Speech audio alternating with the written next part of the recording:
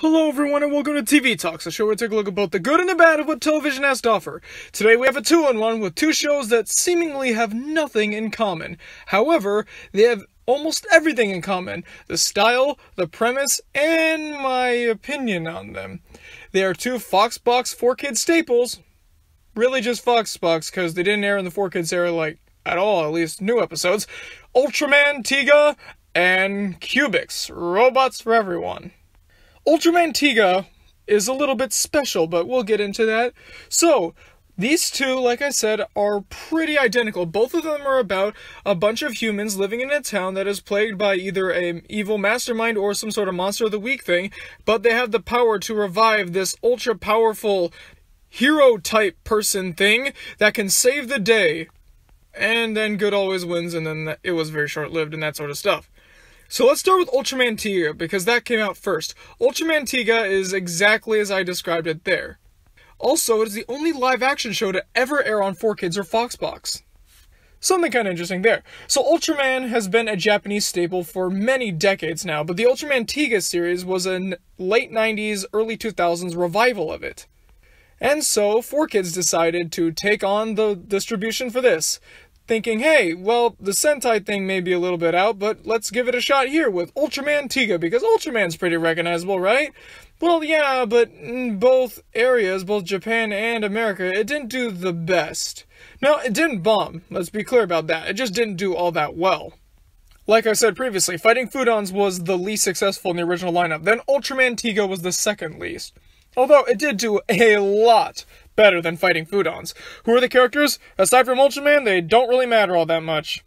And Ultraman is just basically the kind of super do-gooder fighting person who doesn't really have that much of a personality. The action, while cheesy and while having the occasional super low-budget moment, is still pretty well done for a kid's show. But here's the thing, the show very much echoes the style of Power Rangers, and I don't like the Power Rangers. Never have, probably never will. I just never got into the whole kind of style of it, or how it was shot or acted or anything, and this is basically the same. Just, no people wearing Skittles costumes. Ultraman's 3 modes are pretty interesting, but that's carryover from the previous Ultraman series, which I have the same opinion on those. And my opinion is, it's fine for kids, it's decent, but it's just not really my thing. Especially with the dubbing that's going on here, it is extremely cheesy and off the wall, but in a fun way, It's enjoyably cheesy and enjoyably hammy, although it's not Shakespeare, it's still pretty decent, it's just not for me. And like I said, it wasn't that big of a hit. It was a pretty decent hit in Japan, just not like a huge hit, although it did gain some momentum as time went on, I must admit. It started off just kind of regular, and then it got a bit higher up. America, not so much. The 4Kids version, at least. That didn't really hit it off all that well, so not all the episodes were dubbed, and it was offed, not very quickly, but when it was offed, aside from a couple DVD releases, this thing was largely forgotten. Now let's talk about what 4Kids kinda claimed would be the spiritual successor to their version of Ultraman Tiga. Cubix, robots for everyone. Pretty much the same premise. A bunch of kids live in this place called Bubble Town. Weird name there. And then there's a robot named Cubix. And then there's an evil scientist named Dr. K, who's voiced by Meowth, who wants to rule over Bubble Town and all that sort of stuff. Now, this show was like Funky Cops, where it was a co-production with 4Kids. Only this time 4Kids didn't collaborate with France, they collaborated with South Korea. Cubix is basically the Ultraman Power Rangers style, but in animation form. How's the animation? The animation's alright for its time. It's nothing great, but it's nothing terrible either, except for the humans. The humans definitely do not look good. Specifically, Dr. K looks... but at least Cubix looks decent. And yeah, looking back at it's definitely not something up to par with what we got today, but like I said, it was the early 2000s. Cubix was a pretty decent hit in America. Korea, again, it's kind of like the Ultraman Tiga thing.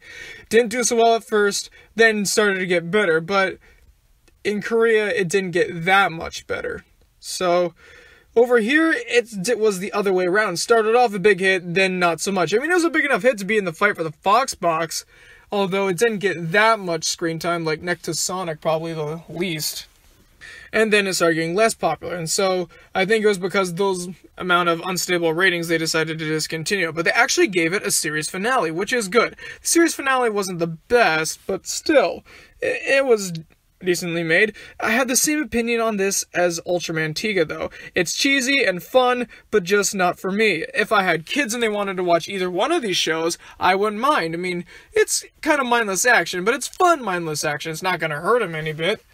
But, like I said, it's just not my kind of show. I never liked the whole Sentai, Japanese fighting Sentinel Power Ranger thing. I just never got into that. Never. So I can't really say that it's for me or not.